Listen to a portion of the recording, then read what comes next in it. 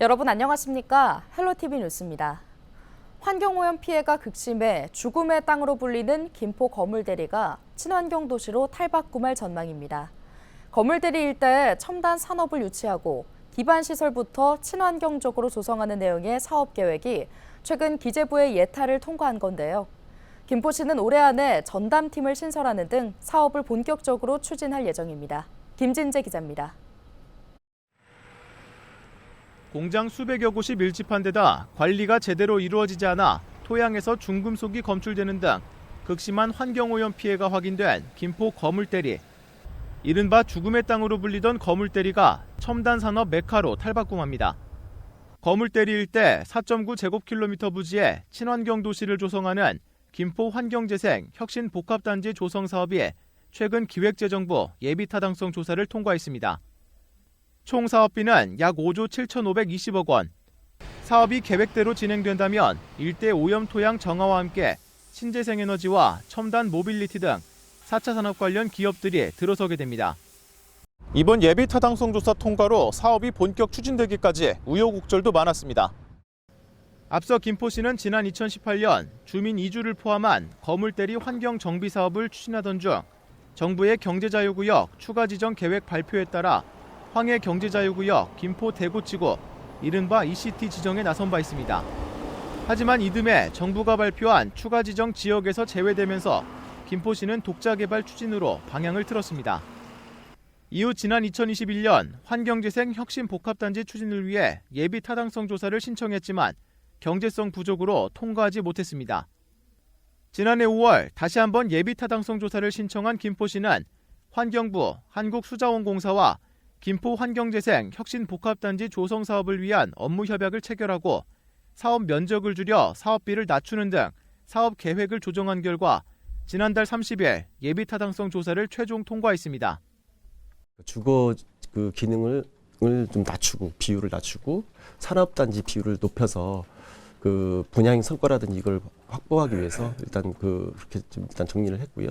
환경 정화에 대한 어떤 평익 발굴을 해서 한 9천 호 정도 발굴을 해서 김포시는 올해 안에 전담 TF를 설치하고 내년 말까지 지구 지정을 완료하는 등 오는 2033년 준공을 목표로 사업을 추진할 계획입니다. 중앙부처인 환경부, 그다음에 수자원공사, 그다음 김포시가 적극적으로 좀 추진할 계획이 있고요. 주민들도 또한 지금 환영에 지금 인사까지 이렇게 올 정도로 아마 적극적으로 지금 다 주민들, 정부 적극적으로 원하는 거기 때문에 전혀 무산될 확률은 없을 것 같습니다. 김포시는 16조 2천억 원의 생산 효과와 11만 9천여 명의 고용 창출 효과가 발생하는 등 이번 사업이 한강이 콤팩트시티 계획과 함께 지역 경제 성장에 새로운 동력이 될 것으로 기대하고 있습니다. 헬로티비 뉴스 김진재입니다. 부천시의회가 제275회 임시회를 개회하고 의사 일정에 돌입했습니다. 8일 오전 열린 본회의에서는 보궐선거 당선인인 이종문 의원의 선서와 상임위원회 위원 선임 등이 이어졌는데요. 이번 회기에는 조례안 등 기타 안건을 포함해 모두 19개의 안건이 다뤄질 전망입니다. 임시회는 오는 14일까지 7일 동안 이어집니다. 부천시가 5월 가정의 달을 맞아 오는 13일부터 2주 동안 부천페이 결제 금액의 5%를 캐시백으로 지급합니다. 부천페이로 결제 시 사용자에게 결제 금액의 5%를 소비지원금, 캐시백 형태로 즉시 지급하며 누적 한도는 1인당 최대 5,000원입니다. 지급된 캐시백은 다음 결제 시 우선 차감되며 사용 기간은 내년 8월까지로 이후에는 자동 소멸합니다. 이번 행사는 경기지역 화폐 운영 대행사인 코나아이가 조성한 사회공헌자금 1억 8천만 원을 재원으로 운영되며 예산이 소진되는 경우 조기 종료합니다. 부평구가 외국인과 다문화 가정을 대상으로 부평을 대표하는 역사 문화 관광지 투어를 운영합니다. 투어는 각각 6월 20일과 10월 17일, 11월 7일 3회에 걸쳐 오전 10시부터 오후 5시까지 진행되는데요. 코스는 옛 부평 미군기지인 캠프마켓과 부평 지하호, 인천 탁주 양조장 등 체험 탐방 코스와 부평 역사박물관, 인천 나비공원 등입니다. 주택 사업자들은 이번 달 수도권에서 인천의 분양 실적은 오르고 서울과 경기도는 떨어질 것으로 예측했습니다. 주택산업연구원이 주택사업자를 대상으로 설문조사한 결과 5월 인천의 아파트 분양 전망 지수는 83.9로 지난달보다 6.5포인트 상승했습니다. 반면 서울은 지난달보다 2.3포인트, 경기도의 경우 2.1포인트 떨어진 97.7과 92.3을 각각 기록했습니다. 아파트 분양 전망 지수는 100을 넘으면 분양 전망을 긍정적으로 보는 사업자가 더 많고 100 미만일 경우 부정적으로 전망하는 사업자가 더 많다는 뜻입니다. 주사년은 인천 내 GTX 노선 개통 계획과 구도심 정비 사업의 영향으로 인천의 분양 전망 지수가 상승한 것으로 분석하고 있습니다. 올해 1분기 서울의 아파트 매매 거래 중 6억 원 미만 비중이 지난 2006년 이후 가장 낮은 수치를 기록한 것으로 나타났습니다. 부동산 정보제공업체 경제만렙이 국토교통부 실거래가 공개 시스템을 분석한 결과 올해 1분기 서울 지역의 6억 원 미만 아파트 매매 거래량은 2,188건으로 전체의 23.5%를 차지했습니다. 반면 9억 원 이상 15억 원 미만은 2,870건으로 전체의 30.8%, 15억 원 이상은 1,688건으로 18.1%를 차지해 각각 역대 최고를 기록했습니다. 경제만렙 리서치연구원은 고금리 등의 영향으로 똘똘한 한채 선호 현상이 지속되면서 서울에서는 9억 원 이상 15억 원 미만 아파트가 시장을 주도하고 있다며 서울에서는 6억 원 이하 중저가 아파트를 점점 찾기 어려워질 것으로 보인다고 설명했습니다. 부천 대장신도시와 서울 홍대까지 20km 구간을 잇는 광역철도 건설 계획인 대장홍대선이 정부의 민간투자심의를 통과해 내년 착공합니다.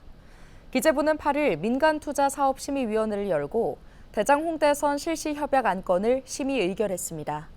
대장홍대선은 오는 2031년 준공을 목표로 하고 있습니다. 대장홍대선이 개통하면 부천에서 홍대 입구역까지 25분 만에 이동이 가능해져 시민 교통 편의가 증대될 전망입니다. 2025 아시아태평양 경제협력체 정상회의 개최 후보 도시에 인천을 포함한 유치 신청서 제출 지자체 3곳 모두 선정됐습니다. 2025 에이펙 정상회의 개최 도시 선정위원회는 지난 7일 서울 종로구 외교부 청사에서 제2차 회의를 열고 인천시와 경상북도 경주시, 제주특별자치도 3곳을 후보 도시로 의결했습니다. 위원회는 지난 3월 27일부터 4월 19일까지 지자체를 대상으로 2025 에이펙 정상회의 유치 신청서를 접수받아 이를 검토했습니다. 위원회는 3개 후보 도시의 2025 에이펙 정상회의 개최 제반 여건을 평가하기 위한 현장 실사단을 구성해 이달 중 현장 실사를 진행하기로 했습니다. 이후 후보 도시의 유치 계획 발표 등을 거쳐 상반기 중 최종 결정할 예정입니다. 인천시가 민선 8기 공약을 지키기 위해 필요한 재정 확보율이 13.19%에 그치는 것으로 나타났습니다. 한국 매니페스토 실천본부가 민선 8기 전국 시도지사 공약 이행 등을 평가한 결과 유정복 인천시장의 전체 178개 공약 실천을 위해 필요한 재정 48조 6,344억 9천만 원 중 현재까지 확보한 재정은 6조 4,149억 9천만 원으로 13.19%에 불과합니다. 이는 전국 17개 시도 중 12위입니다. 시가 그동안 확보한 전체 재정의 구성 비율은 국비 33.45%, 시비 45.6%, 군구비 5.04%, 민간 기타 15.8% 등입니다. 특히 실천본부는 시가 오는 2026년 민선 8기 임기까지 확보하려던 18조 7,297억 2,900만 원 중 확보 가능한 재정은 34.25%인 6조 4,149억 9천만 원으로 분석했습니다. 한편 도성훈 인천시 교육감은 이번 공약 이행 평가에서 평점 78점 이상인 SA 등급을 받았습니다. 현재 13개 사업을 완료했으며 나머지 사업도 정상 추진 중인 것으로 나타났습니다. 제21대 국회가 임기 만료를 앞둔 가운데 인천 지역구 국회의원들의 성적표가 나왔습니다. 인천 지역 국회의원들이 발의한 인천 관련 법률안은 모두 97건입니다. 이 중 본회의에서 원안 및 수정 가결돼 국회 문턱을 넘은 법안은 9건에 불과합니다. 의원별로는 중구 강화군 옹진군 배준영 의원이 18건으로 가장 많았고 동구 미추홀구 갑 허종식 의원과 남동구 갑 맹성규 의원이 각각 13건, 연수구 을 정일영 의원 12건입니다. 부평구 을 홍영표 의원은 6건, 부평구 갑 이성만 의원은 1건이었으며 계양구 갑 유동수, 계양구 을 이재명 의원은 인천 관련 법안 발의가 없었습니다.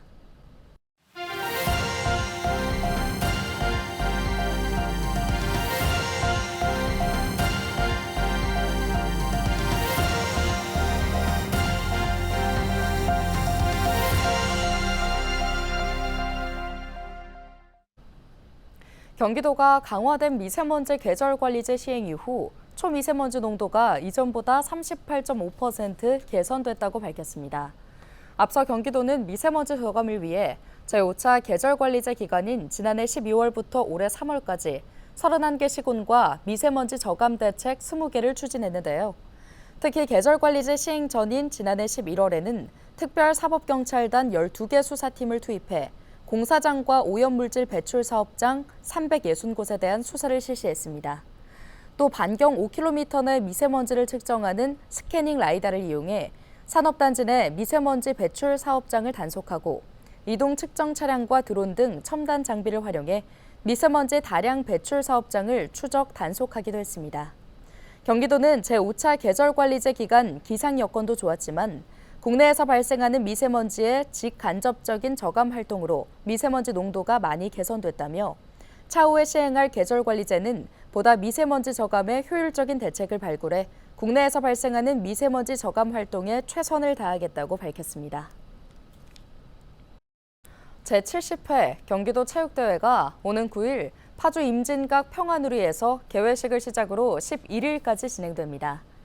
이번 대회는 경기도 31개 시군 11,600여 명의 선수단이 참가해 육상, 수영, 축구 등 27개 종목에서 실력을 겨루게 됩니다. 대회는 인구수를 기준으로 상위 15개 시군을 1부, 하위 16개 시군을 2부로 나눠 운영합니다. 체육대회 모든 경기는 누구나 무료로 관람할 수 있고 대회 세부 경기 일정과 결과는 경기도 체육대회 공식 누리집에서 확인할 수 있습니다. 경기도가 정부 예산 삭감으로 줄어든 주택 태양광 설치 지원 사업에 도비 34억 원을 추가 투입하기로 했습니다.